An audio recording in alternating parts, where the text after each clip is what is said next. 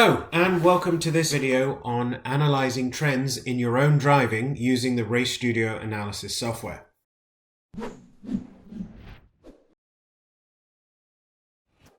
And so if you remember from previous videos, as part of this series, we've determined how to set up your measures graph to make sure that the data is aligned and to be able to start identifying different ways of being able to view the data. What we're going to do today is to start stringing that together to be able to find potential trends and areas of opportunity in driving that can be addressed next time you're out on track. And so first thing we're going to start with is the measures graph. And I have selected the laps that I want to analyze.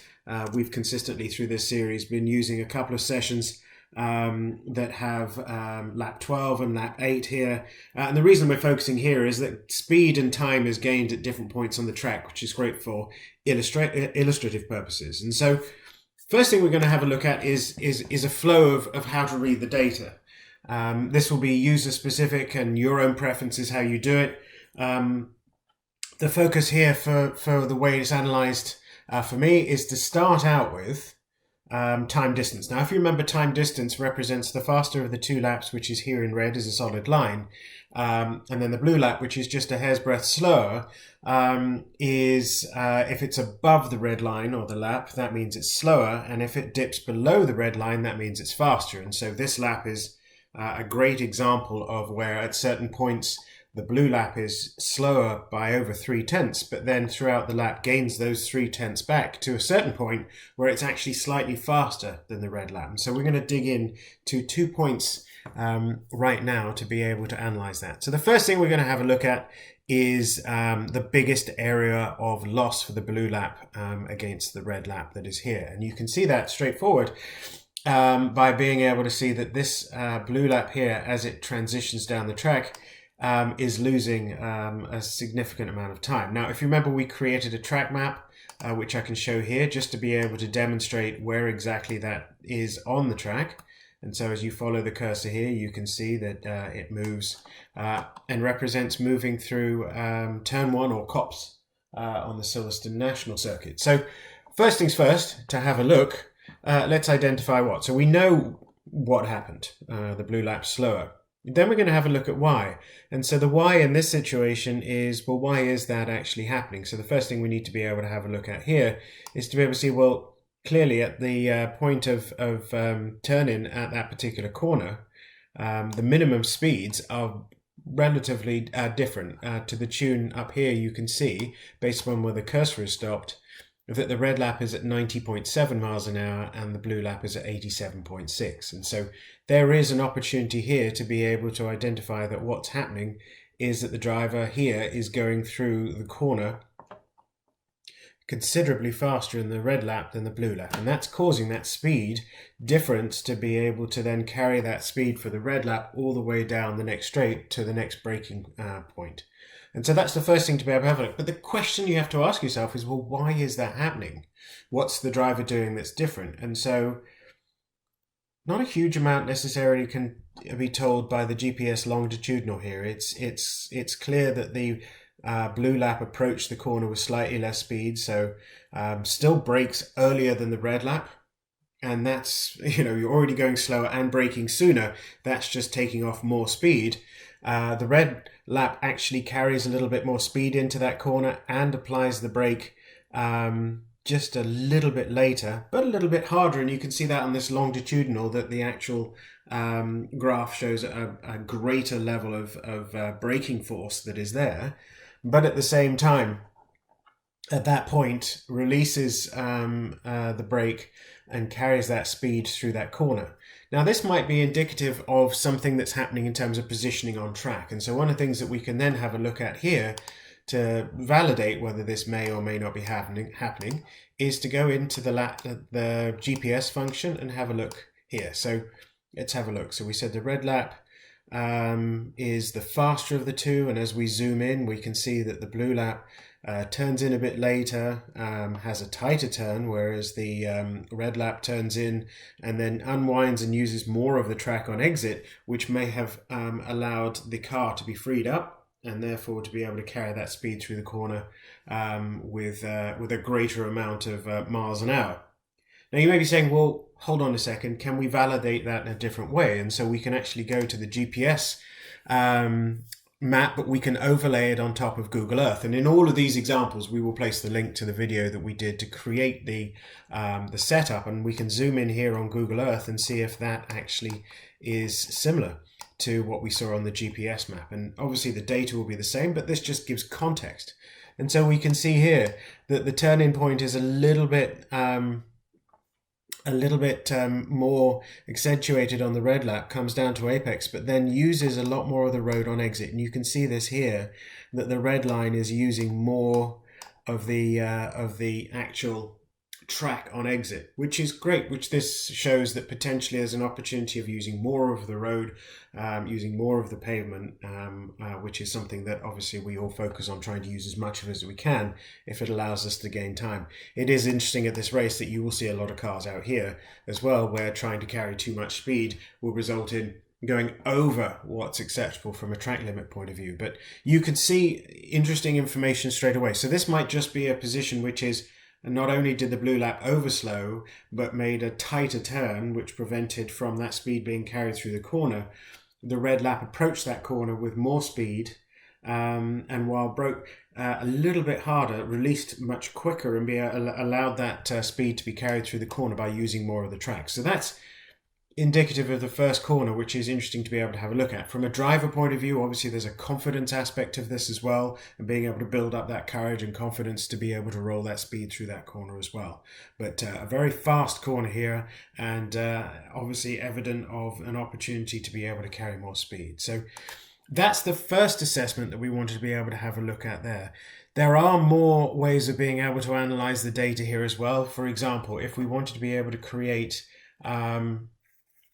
a track report feature, we can also see that data here represented through that corner, and we can see that there's a lot of data here that's available to us as we look at that particular corner as well, associated with both of those laps as we go through. So there's a lot of interesting information that we can see based upon that performance. But what I want to be able to do now is to be able to then say, okay, so that's the first point of the track to be able to analyze. And sure enough, the first note maybe taken is carry more speed through that corner. The second thing is going to be able to have a look at a different part on track. So I'm going to go back to the measures graph, and I'm going to have a look at what happened here. Now, what's interesting before we even get there is that the blue line rapidly starts to approach the red line and carries that speed down the corner here. Now this is in the approach to an aerial track called Maggots, and you can see here that even though the blue line was slower and lost all of this speed, the blue lap actually broke a lot later, which you can see here as part of the track. Let's go back to the track map and just have a quick look to be able to demonstrate that. You can see where it is on track. So if I click on the cursor here, you can see that coming into the brake zone, the blue lap actually carries a little bit more speed for later into that corner, and you can see that braking point, which immediately gains back about a 2/10 of those 3/10 that have been lost by just carrying a bit more speed into that corner, but then maintaining that position and carrying that out of the corner again. So there is definitely some interesting braking point assessment and analysis that can be done here as well. But the other area I wanted to focus on as well is to be able to look at the last sector of the track, and that is this area here. Because not only does the blue lap start to get ever closer to the red lap in terms of time, but also at one point dips below. And now the blue lap, if these two laps were analyzed, and we can look at that with the lap replay analysis if we wanted to, the blue lap is slightly edging ahead in terms of performance, but then again slightly loses it coming out of that last corner. So what we can do here is we can actually zoom in, because it's a smaller part of the track. This is nice and big and you can see this straight away, but this is a very busy part of the track here. So if I click up here to this zoom button, it creates a little looking glass, and if I highlight that area there, what it will allow is for a lot more analysis to be done a lot closer into the performance on the track. And so we can see lots of interesting information as we go around. I'm going to get the track map up there again to be able to have a look. And in fact, what I'm going to do here, just for the purposes of using some of the other functions we talked about, I'm going to hit the space bar and I'm going to click on user profiles, and I'm actually going to use graph and map at the same time. So I'm going to click in there. I'm going to take the spacebar in. It's still zoomed into that area, but it's showing me here now that one particular point on track zoomed in. And so we can actually have a little bit of a look at what's happening at this particular point. So we go from this point on the track here, where the blue lap is arguably at its slowest as part of this reference, and then by the time we get to this part of the track here, it's actually faster by about 0.004 of a second. So interesting to analyze, but why is that? And so the first things to be able to have a look at is the speed trace. As this corner is coming through this corner here at the track is happening, the blue lap is actually carrying a lot more speed. You can see that here, because at this point where that speed has been rolled through that corner, this lap is 5 miles an hour faster. And at this point, that 5 miles an hour is carrying that, even in that short period of time, is carrying that speed down. And as the braking for the next right-hander that is here, at this point, there's barely anything in the difference between the laps. Interestingly, the blue lap actually has to brake harder in that particular segment to be able to get the car slowed to be able to turn. But at the same time, it still carried enough speed to maintain that all the way to this particular point as they start turning in for the next corner here.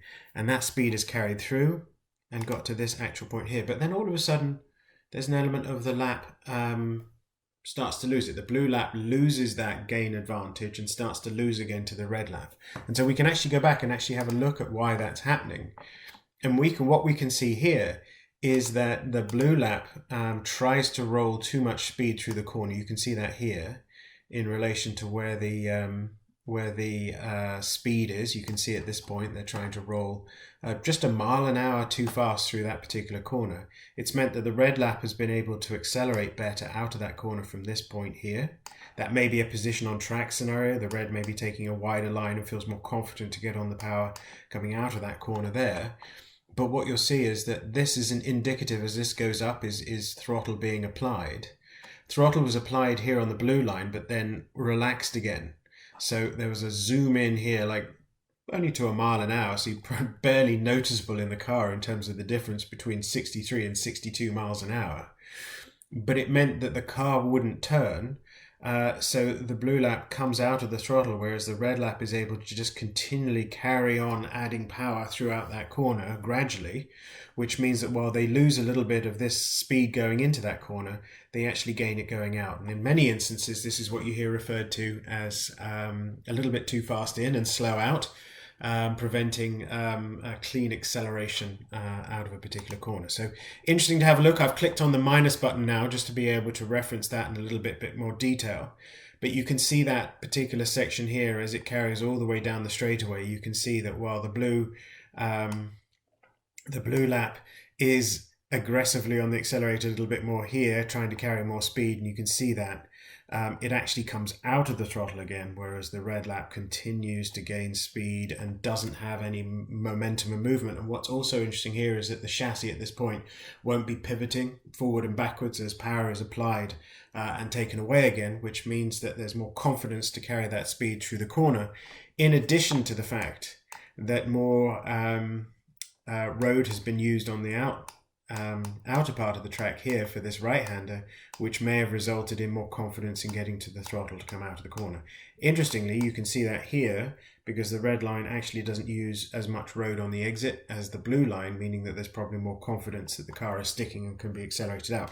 Arguably, there may be more time for the red line here if it uses more of the road on the outside, but that's something that over time needs to be analysed.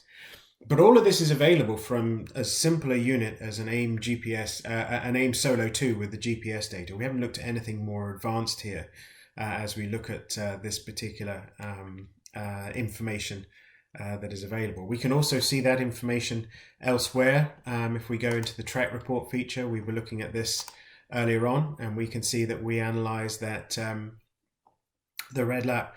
The blue lap was taking, a little bit more speed through here than the red lap, but the red lap carried more speed out of that particular corner, and that may be indicative of the fact that at that particular point there's just too much speed being driven through this corner here to be able to make this tight right-hander and then continue out of the corner. So that's the first way of being able to analyze the data and be able to look at the information, and a lot of great stuff available for you here. The second thing to have a look at is consistency in the driving. And so we're going to go back to the measures graph for this one, and we're going to shrink it back down to the normal size that's there. And we're going to have a look here at laps. And so what we can do is we can actually look at multiple laps at the same time. So in this instance, the reference lap is a 105.6, but there are a number of 105 laps in here as well. So we can select those as one here, and one here. So we can see all of those laps that are there. Now, this is a bit of an ugly view right now and difficult to be able to tell exactly what we're looking at. So what we can do here is we can go in and say, well, I like the reference lap, which if we remember from here, we can see that the reference lap, the fastest is lap 12. We're going to leave lap 12 alone. We're going to leave that red, but we're going to change all the other laps to the same color. Now, I like to use a light gray here because it really makes the red lap pop out as you analyze the data. And then what we're going to do is we're going to go back to the lap manager, and this seems like an unusual thing to do, but if you don't do this, the red lap doesn't appear over the top of the other laps, it actually appears behind, which is what you can see in a few places here.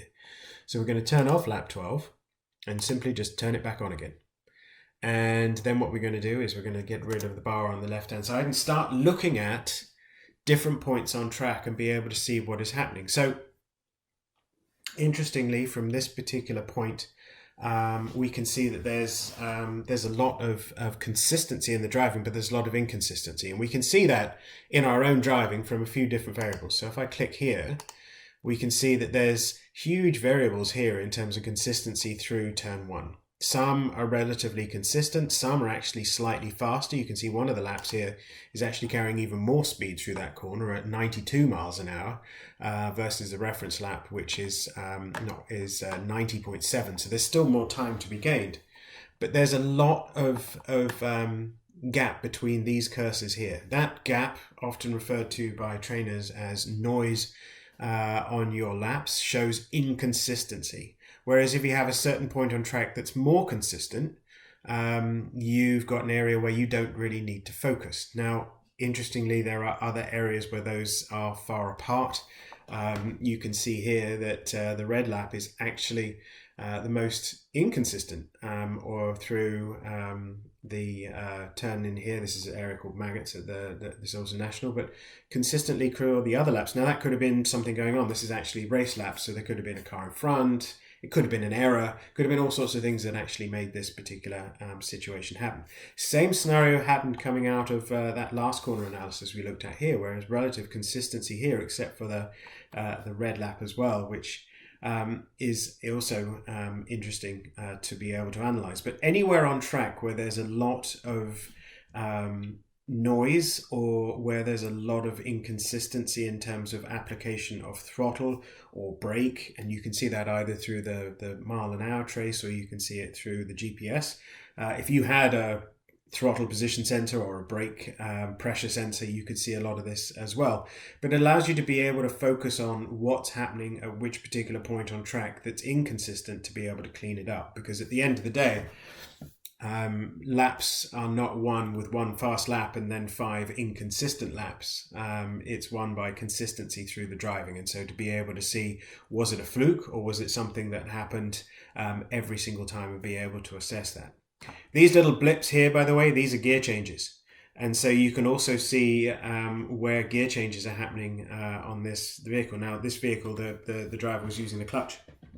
In some instances, some drivers of Formula Fords don't use the clutch, but at the same time, it's good to be able to see that if you are, where there's consistency there in terms of changing gear, because what's clear on this one is that the early gear change, which is here, results in more power down the straightaway, whereas these gear changes here result in inconsistency in terms of throttle application. That might mean the car is just out of the power band.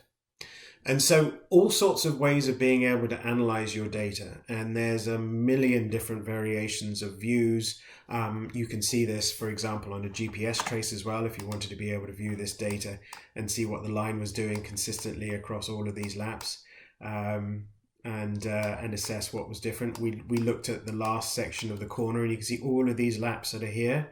The red lap is arguably using more road here and keeping it tighter, but then at the same time we looked at being able to get on the power as well as it could out of the last corner. Is that the faster of these? Well, we can go back to the measures graph and see, are there any laps that are any faster than that particular area coming through there? If we zoom in, we can have a quick look. The argument may be no, the red lap is the fastest of all of those laps through that particular point on track. And so as a result, you could identify that if I've looked at 5 or 6 different laps and the fastest lap is the only one that's clearly faster through that corner, that's another opportunity to be able to have a look at. And another great example of gear changes impacting performance through a corner as well here. So lots of ways of looking at the data. This is just a sort of an early preview of how some people look at their data. Have fun, work through with it. If there's any questions that have arisen from this training, please let us know, and then we can work on how do we adapt this and create new trainings going forward. So that's it for this video. Please give it a thumbs up if it was helpful to you. Please also leave a comment below if you want to let us know your thoughts. Don't forget to subscribe and hit the little bell icon to be notified of future videos. There's a lot more content to come. Thanks for watching.